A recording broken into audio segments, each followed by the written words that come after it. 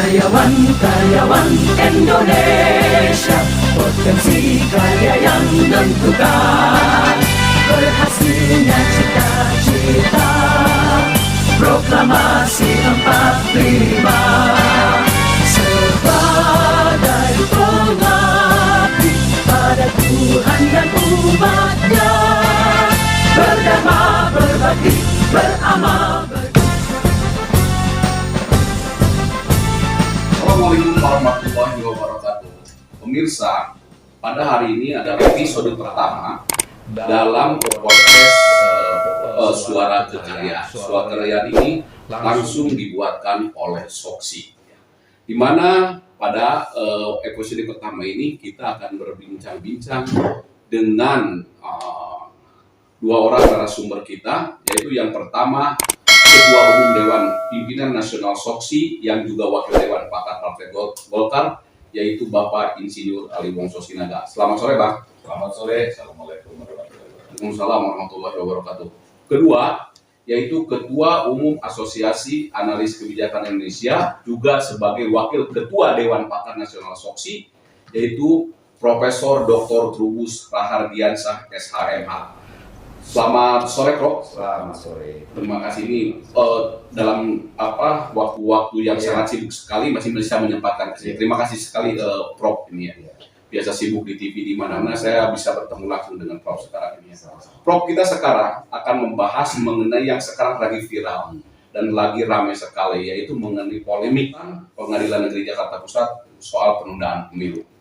Di mana hampir semua ahli hukum ya, ini hampir semuanya sepakat nih, jarang-jarang sekali ahli hukum sepakat mengatakan bahwa Hakim Pengadilan Jakarta Pusat itu setelah melakukan satu ultra vires, ya, kedua ultra vita, ya, di mana ini bukan kewenangannya, ya, tapi apabila saya analisa dilihat, memang ya Pengadilan Jakarta Pusat itu tidak dimintakan oleh KPU itu tentang adanya provisi. Jadi putusan selah bahwa kompetensi absolut dari Pengadilan Pusat itu tidak dimintakan putusan selah gitu. Jadi tapi ya ini kan namanya juga polemik ya, Prof ya.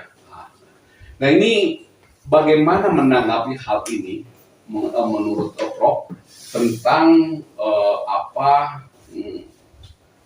proses penundaan pemilu itu dari sudut hukum dan sudut dari opini publik gitu, Prof. Iya, saya melihat bahwa penundaan ini sendiri sudah merupakan hal yang mengagetkan ya. Masyarakat pakai, kemudian juga ada otak kita sejenak berhenti. Tapi sedikit, Prof. Apa Prof setuju nggak bahwa semuanya bahwa ini adalah merupakan ultra vires, jadi merupakan di luar kewenangannya mengadili perkara ini? Kalau itu sudah ada kajian hukumnya kan, sudah pada. Jadi artinya setuju ya? Setuju itu sudah. Oke. Kalau ini yang bagi kita adalah bagaimana kemudian menyikapi putusan itu. Itu yang harus ini. Artinya di sini publik harus diberikan edukasi agar mereka paham bahwa putusan itu mempunyai dampak terhadap pelaksanaan pemilu, sehingga publik harus diberi pencerahan agar di kemudian hari itu menyikapi persoalan ini tidak terjadi apa yang disebut dengan kesalahpahaman yang berdampak kemudian terjadi keonaran, keributan di publik itu. Kemanfaatannya juga ya daripada putusan tersebut. Iya, jadi yang kedua juga manfaat putusan itu sebenarnya apa? Karena kan masyarakat ini perlu dipahami bahwa bagi masyarakat yang istilah literasi tentang ketatanegaraan baik itu memang sudah bisa memahami itu, tetapi bagi masyarakat awam itu tidak akan paham itu. Saya khawatir justru itu nanti digunakan oleh free rider ataupun oknum bebas yang memanfaatkan itu untuk kepentingan politiknya. Itu yang harus dilihat. Yang kedua bahwa kita lihat persoalan belakangan ini kan ramai mengenai wacana penundaan pemilu, juga wacana mengenai presiden 3 periode. Nah, apakah itu tidak akan punya kaitan langsung dengan kondisi putusan itu? Ini kan publik juga harus diberi pemahaman bahwa intinya publik akan memberikan satu satu pandangan, paling tidak satu persepsi bahwa ini seperti ada benang merah, gitu, benang merah. Ya kan begini, Prof ya. Bahwa dulu yang mengatakan untuk penundaan itu diantaranya adalah ada 3 partai kalau saya tidak salah ingat dan mohon dikoreksi, adalah Ketua Umum Partai Golkar, Ketua Umum Partai Amanat Nasional, dan Ketua Umum Partai Kebangkitan Bangsa. Kalau itu untuk penundaan daripada pemilu itu. Nah ini gimana dampaknya terhadap hal ini atas pernyataan tersebut dengan dipadukannya dengan putusan pengadilan ini? Iya, ini kan kemudian publik mau tidak mau romantisasi ya, teringat akan pernyataan-pernyataan dari para petinggi tadi, petinggi partai-partai itu. Nah, kemudian saya khawatir itu justru publik beranggapan bahwa ini semua adalah putusan ini hasil rekayasa atau punya pengaruh kuat dari adanya ketiga partai itu yang punya mengusulkan. Betul. Seperti itu. Yang kedua, juga publik harus melihat bahwa sebenarnya tidak ada hubungan antara pernyataan itu seharusnya kan dengan putusan ini, karena ini 2 hal yang berbeda. Tetapi perlu diingat bahwa publik itu kan sifatnya cair, dia punya perilaku, punya pandangan sendiri, punya logika publik sendiri. Nah, untuk itu tentu kemudian bagaimana pemerintah juga harus memberikan ya tidak hanya sikap tapi juga memberikan satu pencerahan kepada publik bahwa persoalan putusan ini ada 2 hal yang berbeda. Mengenai yang tadi itu Abang kan sebagai wakil ketua Dewan Pakar Golkar, di mana pernyataan ada pernyataan pada waktu itu termasuk diantaranya adalah Ketua Umum Partai Golkar gitu ya Bang ya, mengenai masalah penundaan pemilu itu. Nah, mungkinkah enggak putusan itu disusupi oleh unsur-unsur politik dalam sehingga hakim memberikan putusan seperti itu? Gimana menurut pendapat Abang? Ya, saya mau luruskan pertama bahwa Ketua Umum Partai Golkar Pak Erlangga Hartarto menyampaikan akan menampung aspirasi yang terkait pada perpanjangan atau penundaan pemilu. Ya. Jadi bukan pada posisi mendukung. Ya. Lalu tentu ditampung untuk dikaji, dibahas, dan sudah pasti Golkar itu akan selalu mengutamakan kepentingan bangsa negara. Ya. Nah, kemudian dalam kaitan putusan pengadilan negeri Jakarta Pusat ini, apakah hakim ini mengambil putusan itu karena memang ada yang mempengaruhi, atau katakanlah tegasnya menunggangi itu, itu kita tidak tahu persis ya. Dan supaya jelas barangkali statement yang mengatakan perlu diberikan sanksi ini mungkin bisa akomodir dengan cara bagaimana supaya komisi judisial yang tugasnya memang mengawasi hakim untuk segera memeriksa 3 hakim ini. Ya, dari hasil pemeriksaan itu nanti kita bisa temukan apakah ada benang merah itu. Dan menurut saya lepas daripada ada atau tidak, hakim ini putusannya telah membuat sebuah kondisi yang berpotensi kegaduhan secara nasional, dan bahkan ini seperti ada indikasi menghambat pemilu. Jadi ini kan saya pikir seorang hakim apalagi sudah punya pengalaman dan terbang tinggi, dia tahu persis bahwa dia terikat pada Undang-Undang Dasar 45. Dia terikat pada undang-undang. Jadi dia tidak boleh keluar dari situ.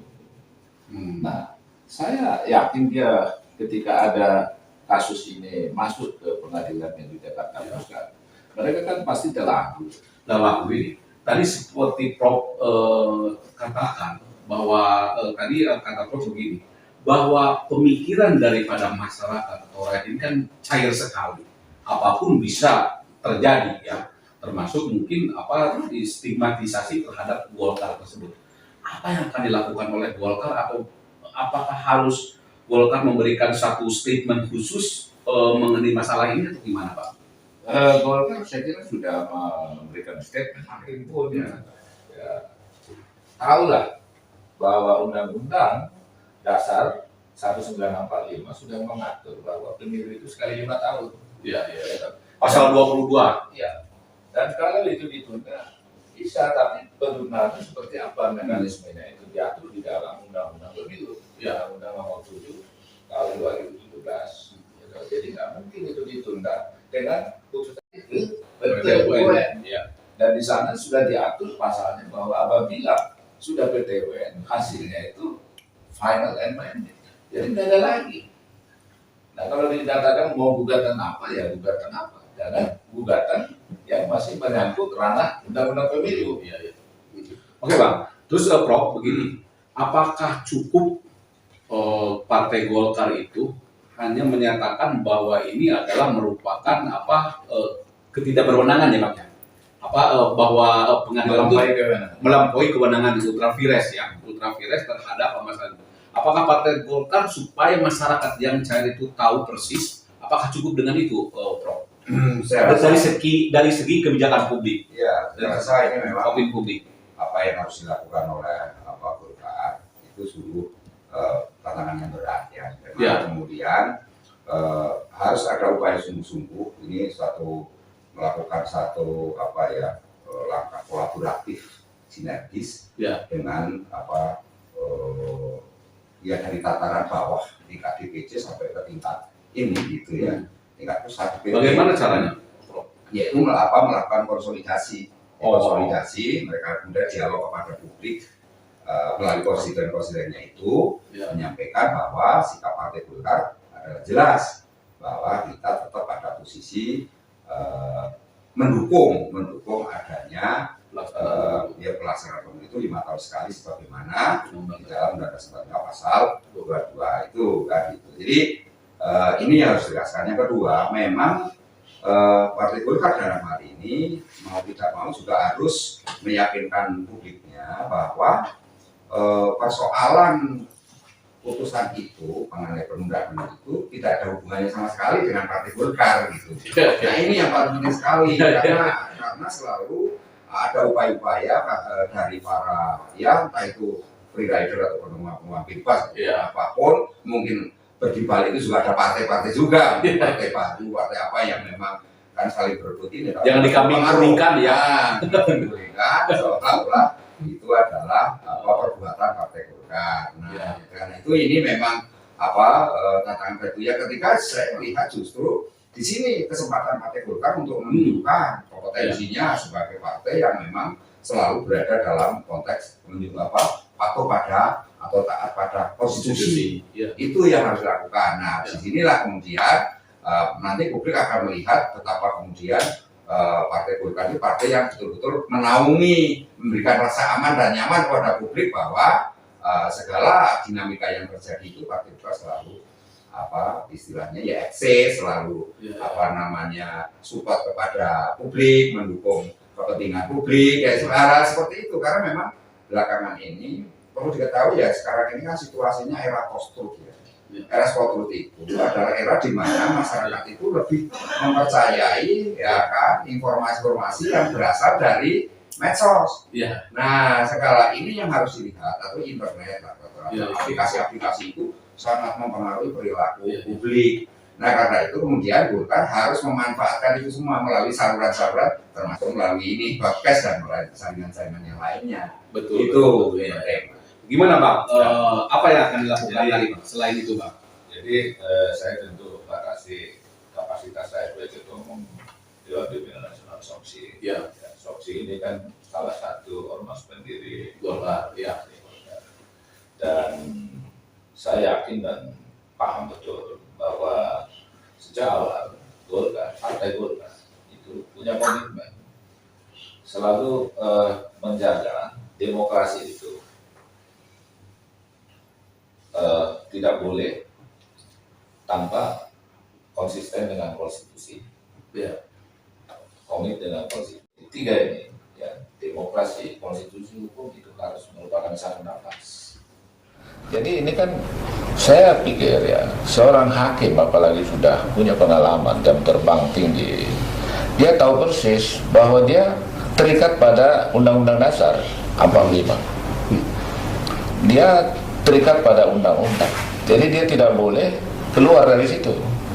Nah, saya yakin dia ketika ada kasus ini masuk ke Pengadilan Negeri Jakarta Pusat, mereka kan pasti telah dulu. Dalam ini tadi seperti Perbuatan melawan hukum apa yang dipersoalkan gitu kan. Jadi si hakim ini saya kira kalau melihat pengaduannya si partai itu sudah pasti dipakai hukumnya adalah undang-undang pemilu. ya hukum yang Ya, dan mengatur. kalau dia harus ya kalau belum pernah dia lihat undang-undang pemilu dia pelajari lah kalau tak salah itu kan. Ya. Nah kemudian ya ini nggak bisa diterima. Itu salah loket gitu. Betul. Nah, kalau nggak ini jadi kacau. Nah ini suatu kejadian yang perlu diambil hikmahnya juga. Ya. Jadi warning bagi pengadilan manapun. Ya. Jangan sembarangan untuk mengadili sesuatu perkara yang memang bukan kewenangannya. Gitu. Jadi kalau bukan kewenangannya pasti melenceng. Jadi jangan hanya cari kerjaan gitu loh. Supaya ada kegiatan, supaya jangan begitu. Jadi akan menimbulkan masalah supaya berkinerja. Jadi seperti inilah. Manfaatnya nggak ada, mudaratnya yang ada. Gitu kan? Manfaatnya nggak ada, mudaratnya yang ada. Gitu kan? Jadi buat partai juga nggak ada manfaatnya kan ya. Iya kan? Jadi selama ini kalau ada penyusupan terhadap ada satu klausulanya itu adalah penundaan pemilu itu, ya kan itu sebagai pengganti daripada kerugian imaterial, gitu loh. Itu yang menjadikan ininya itu, yang menjadikan wajar. Kalau tadi menurutkan Prof tadi bilang bahwa ini adalah cair, dikatakan ini melampaui kewenangan. Dan saya kira ini ya secara apa ya kalau kita lihat antara jiwa dan badannya, jiwanya ini fatal, ya kan? Jadi ini tidak boleh dibiarkan. Gitu. Saya tidak tahu bagaimana hukum acaranya, tapi ini adalah sesuatu yang menghambat kehidupan bangsa negara. Gitu.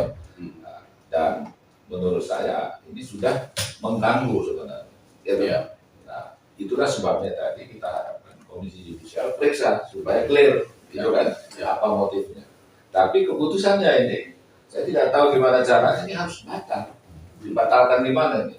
Gitu. Nah, jadi ini tidak bisa dilanjutkan. Dan pelajaran bagi semua hakim ke depan, peradilan ke depan, untuk betul-betul lah rasional, kritis, melihat apa kasusnya, relevan nggak? Nah, itu relevan nggak untuk diadili oleh dia, sesuai kewenangannya enggak? Gitu. Ya mungkin ini yang harus diinikan itu kalau pendapat saya ini adalah mengenai putusannya, isi putusannya. Ya. Isi putusannya jadi memang harus ditunda dulu with verbis coratnya itu, yaitu dilaksanakan dulu meskipun putusan ini dapat dilaksanakan terlebih dahulu meskipun ada bantahan atau kasasi atau banding gitu ya. Itu yang harus diinikan dengan cara mungkin ini yang bisa diajukan itu adalah oleh KPU atau pihak tergugat untuk membuat permohonan kepada pengadilan negeri untuk penundaan eksekusi sambil banding dilakukan. Gitu. Tetap ini karena hukum acara, kalau nggak banding itu akan menjadi inkrah, jadi itu hukum acaranya, gitu loh Bang. Jadi itu memang harus dilaksanakan Jadi mengenai pelampauan ini kewenangan itu adalah kompetensi, karena dia kompetensinya itu bukan untuk mengadili masalah pemilu. Nah, jadi saya seperti tadi umpamakan mengenai hakim tidak boleh pengadilan negeri tidak boleh mengadili mengenai putusan tata usaha negara karena itu udah adalah PT UN. Kalau ada putusan tata usaha negara ya PUN, dan harusnya kalau perbuatan melawan hukum itu harusnya itu harus satu-satu yang dirugikannya. Tapi ini menyangkut kepada banyak partai yang itu menjakan publik gitu loh. Jadi poinnya saya kira yang penting bagaimana putusan ini tidak berlaku atau dibatalkan. Bagaimana mekanismenya, mekanisme hukumnya peradilannya untuk itu silakan. Tapi poinnya harus ini tidak boleh berlaku. Karena apa? Karena udah banyak tadi ini mengganggu, melanggar konstitusi. Konstitusi benar ya. Dan ini bukan kewenangan dia. Ya. Saya tadi analogikan kan, nggak boleh petugas di sub tanya-tanya SIM ke saya. Jadi itu analogi yang lebih ringan lah. Ya, Oke, gimana Prof? Kesimpulannya daripada pembicaraan kita ini sekarang ini? Iya, kesimpulan saya sih, saya melihat bahwa polemik terhadap putusan mengenai penundaan pemilu ini yang disampaikan oleh PN Pusat itu harus dilihat sebagai suatu upaya bagaimana menggerakkan masyarakat untuk tetap patuh kepada konstitusi. Di samping juga harus patuh kepada penyelenggara negara, dalam hal ini penyelenggara pemilu khususnya apa yang diputuskan oleh KPU, apa yang diputuskan oleh Bawaslu, itu harus diikuti semua. Betul. Nah, di satu sisi publik juga harus memahami juga, diberi pencerahan agar di dalam pelaksanaan pemilu itu tidak ada istilah penundaan. Yang ada sudah tidak dilaksanakan saja.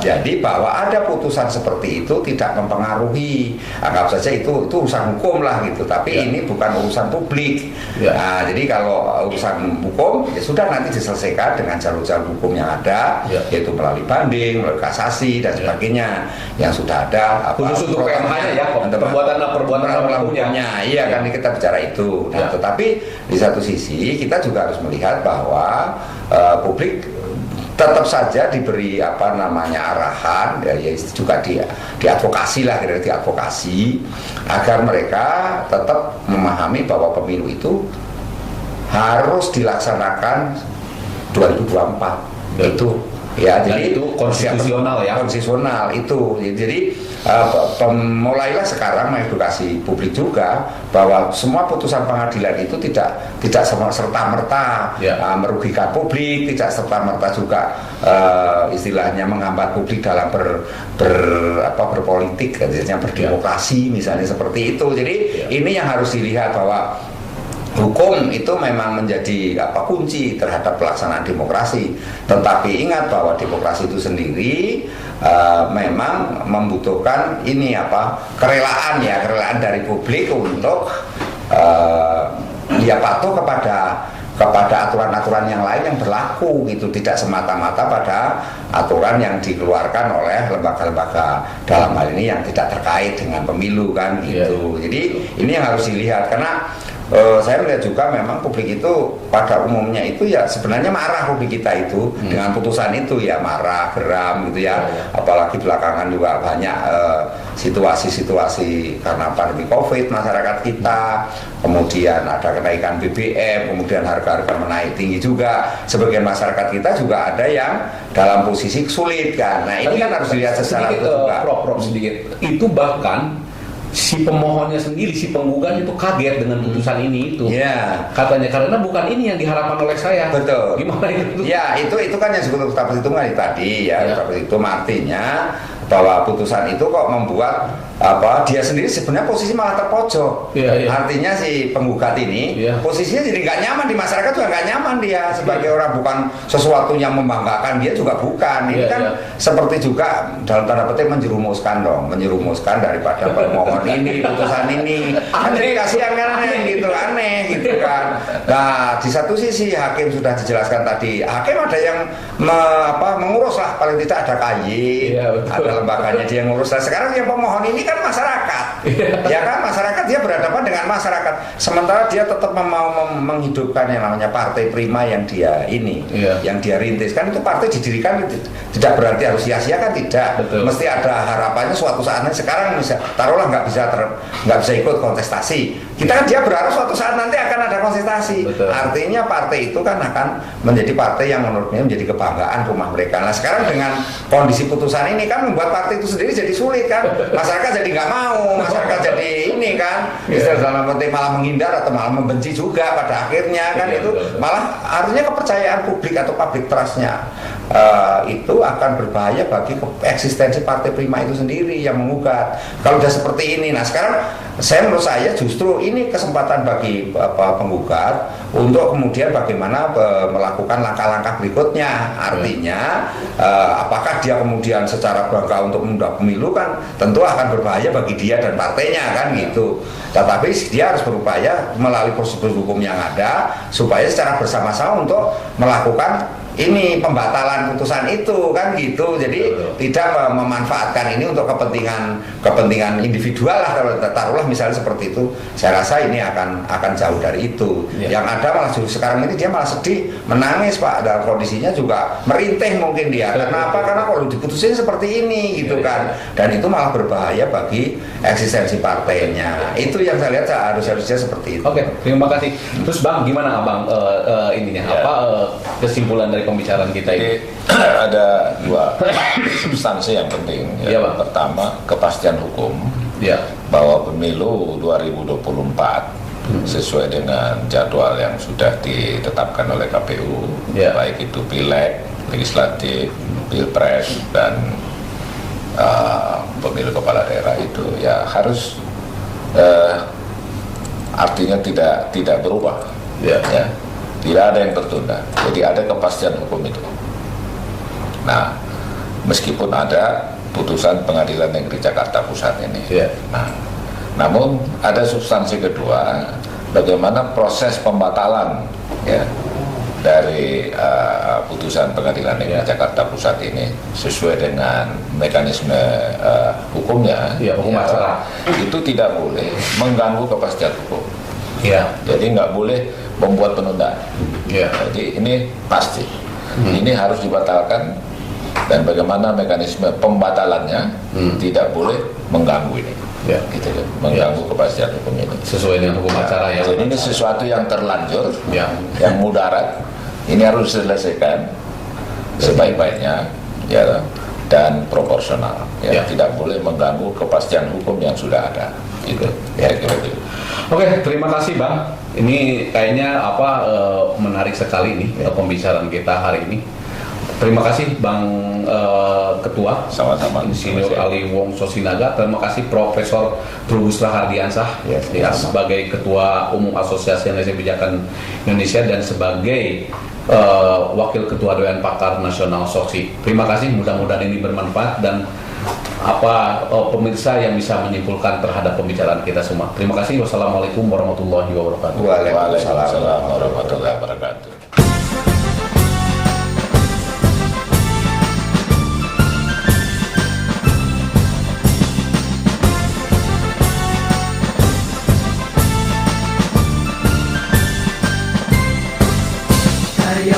Karyawan Indonesia, potensi karya yang menentukan, berhasilnya cita-cita